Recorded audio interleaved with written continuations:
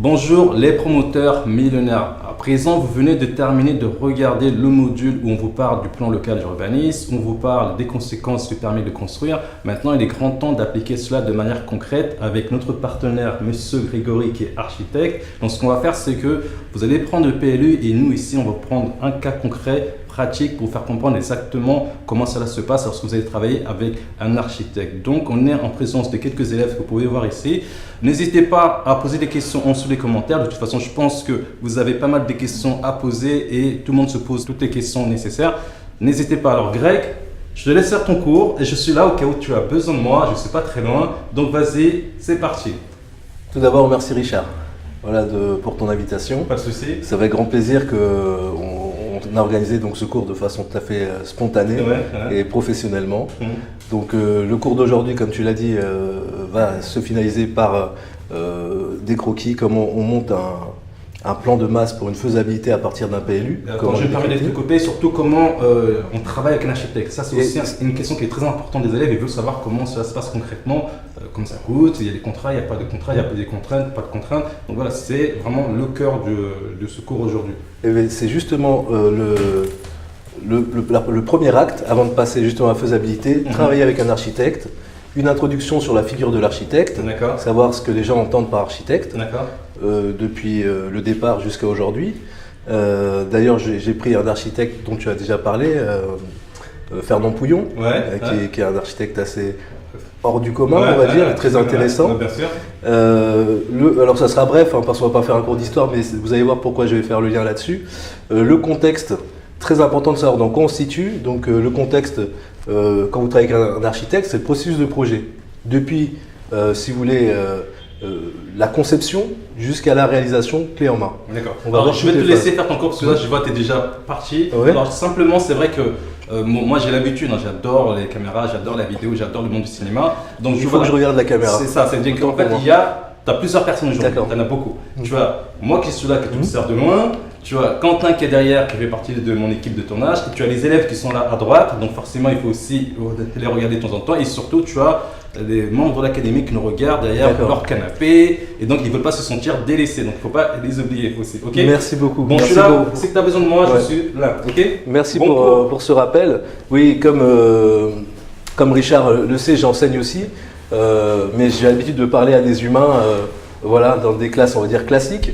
Là, justement, c'est des classes 2.0 qui sont connectées, donc je vais m'exercer à regarder la caméra tout en regardant aussi les êtres humains qui m'entourent ici. Donc, très bien, je vais juste terminer donc, la déclinaison du plan, le processus de projet, c'est-à-dire de l'idée jusqu'à la réception. On va voir comment on peut découper cela simplement. Et après, je vais vous parler des contrats. Alors, les contrats, on pourrait faire, sur chaque contrat, on pourrait faire 1h30 de cours dessus. L'idée, c'est juste de comprendre le processus dans son ensemble.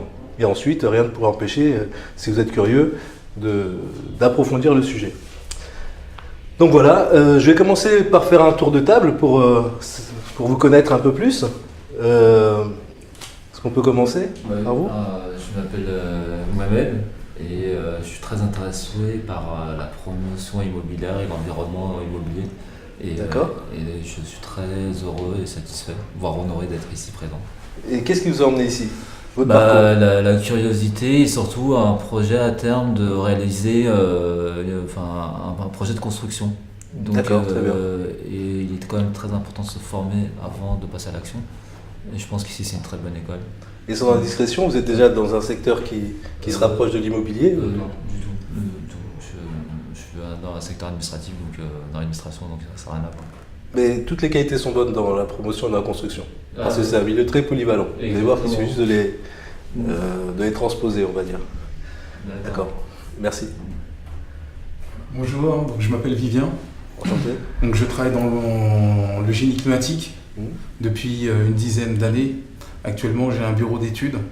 Donc la promotion immobilière, pour moi, s'avère une continuité, voire même une synergie des différentes compétences que j'ai pu avoir et du réseau que je peux avoir actuellement. On sent le bureau d'études synergie, c'est vraiment un mot qui est très très cher au bureau d'études. Et c'est une belle forme de travail, tout à fait.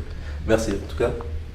Bonjour. Bonjour, donc moi c'est Osvaldo, j'ai 33 ans.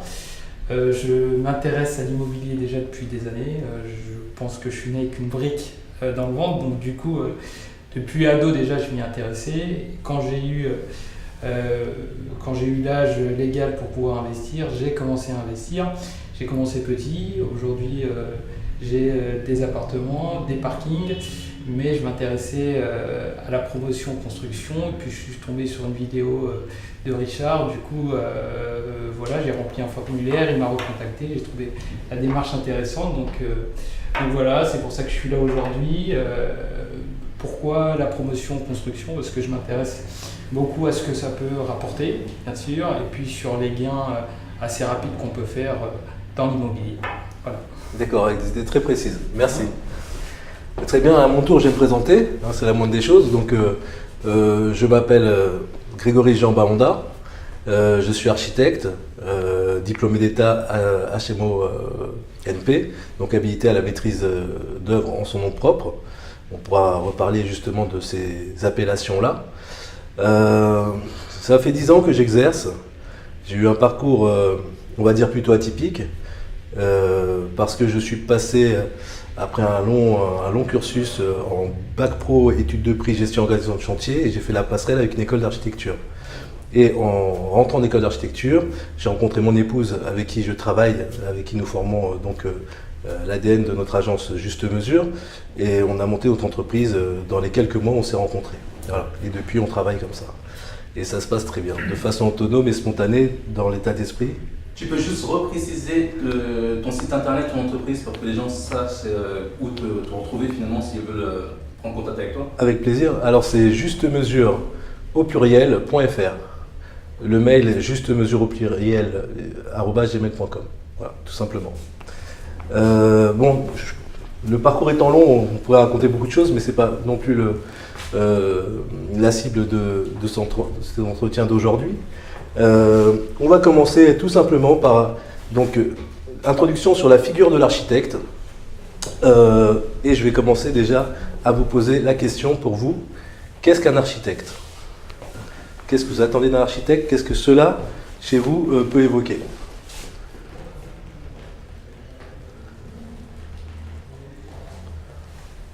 C'est celui qui va dire la faisabilité du projet. Alors, faisabilité. Et quand vous dites ça, si on creuse, faire la faisabilité, qu'est-ce qu'on va construire, si le terrain est en pente, comment on va pouvoir le reprendre.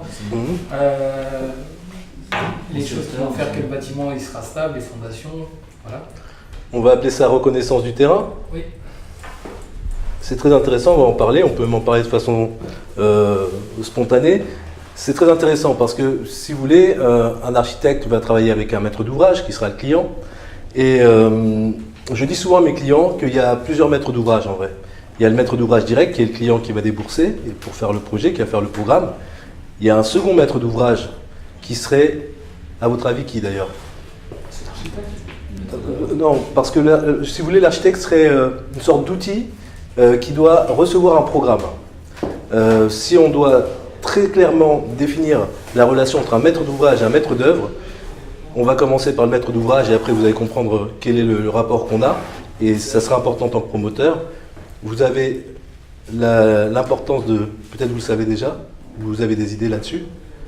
Non, en fait moi je voulais poser la question, la différence entre le maître d'ouvrage et l'architecte. Je pensais que c'était quasiment la même chose. Donc en fait, le maître d'ouvrage et le maître d'œuvre, vous trouverez des fois sur les contrats MOE ou MOA. Alors, le maître d'ouvrage, c'est le propriétaire, l'exploitant, si vous voulez, de l'ouvrage. On va bâtir pour lui. Le maître d'œuvre, c'est le propriétaire de l'idée. Il a la propriété intellectuelle. Si bien que, dans les règles de l'art, si vous travaillez avec un architecte et que vous faites un projet, vous ne pouvez pas le dupliquer autant que vous voulez. Par contre, le bâtiment vous appartient, vous l'exploitez, vous en avez soit des loyers, soit la revente, vous en faites ce que vous voulez. Pour le retenir déjà, vous pensez à l'œuvre, donc peut-être chef-d'œuvre, hein, pour vous rappeler que c'est la dimension un peu artistique, la propriété intellectuelle. Mais le rapport est très important entre le maître d'ouvrage et le maître d'œuvre. Alors, la définition, selon la loi MOP, qui régit les marchés publics, alors ça ne régit pas les marchés privés, mais c'est un modèle qui marche très bien et qui a été très bien conçu pour que la mission se passe dans les règles de l'art et que toutes les éventualités soient déjà prévues ou en tout cas ordonnancées. Le maître d'ouvrage donc a une première responsabilité, c'est de savoir ce qu'il veut faire. Donc il va établir le programme. Ça c'est le maître d'ouvrage. C'est le client qui va voir l'architecte, dit je veux faire une maison ou je veux faire un bar ou je veux faire un hôtel. C'est pas l'architecte de lui dire ça. Donc déjà il doit le décider. Il n'est pas sachant, dans le sens où il n'a pas normalement toutes les ficelles pour le définir. Mais par contre, le maître d'œuvre va lui dire s'il a les moyens de sa politique. Mais c'est en aucun cas lui qui va définir quel est le programme. Il peut l'ajuster ou faire des propositions qui doivent être validées. Donc le maître d'ouvrage, c'est le décisionnaire. C'est lui qui décide. L'architecte, lui, est conseiller. Jusqu'aux limites dans lesquelles il pense pouvoir conseiller. Le maître d'ouvrage, il a encore d'autres devoirs, j'ai envie de dire. C'est de payer, tout simplement, mais il faut dire les choses simplement. C'est de payer et de se décider, donc, selon les propositions, mais surtout à temps. On va définir des temps de réaction. Voilà, parce que le maître d'œuvre, donc l'architecte, doit pouvoir s'organiser sur les décisions du maître d'ouvrage. Donc tout ça, c'est ce qui va régir la relation entre le maître d'œuvre et le maître d'ouvrage que le futur promoteur sera. C'est important que vous sachiez ça parce que vous avez des responsabilités et c'est en connaissant bien ce rapport-là que vous allez faire de bonnes opérations et souvent c'est sur les choses simples qu'il ne faut pas se perdre. C'est sur ces bases-là. Donc voilà pour le maître d'ouvrage et le maître d'œuvre. Donc ça régit parce qu'ils sont indissociables. On parlait de l'architecte, faisabilité, reconnaissance du terrain, et je vous parlais d'un troisième maître d'ouvrage entre guillemets. Pourquoi le deuxième, on a été coupé au niveau du deuxième, pardon. Le deuxième, je vais vous faciliter la tâche, c'est les politiques, la mairie, parce que le terrain est dans sa commune. Donc il faut que le maître d'ouvrage initial comprenne ça, qu'il y a un PLU qui est imposé par la commune, dit vous construisez sur notre commune, pour vous, mais c'est notre commune. Et on a un règlement, vous devez le respecter, sinon vous n'avez pas le permis. Et il y a quelque chose d'un petit peu plus, un peu plus sensible, on va dire, mais qui reste quand même, pour les puristes et pour un architecte, il me semble, une sorte de maître d'ouvrage. C'est